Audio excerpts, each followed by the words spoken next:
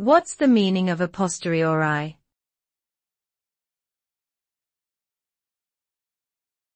A posteriori.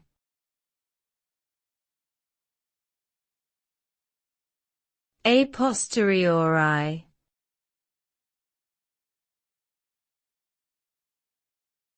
A posteriori.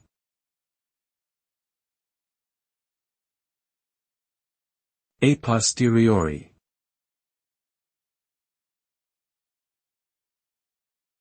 A posteriori is a Latin term that is often used in philosophy, epistemology, and logic.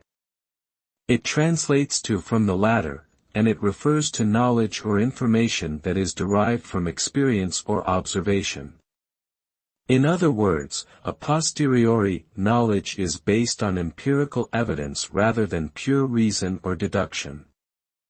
This type of knowledge is often contrasted with a priori knowledge, which is based on reason and intuition. In general, a posteriori knowledge is considered to be more reliable and trustworthy because it is grounded in concrete experiences and observations.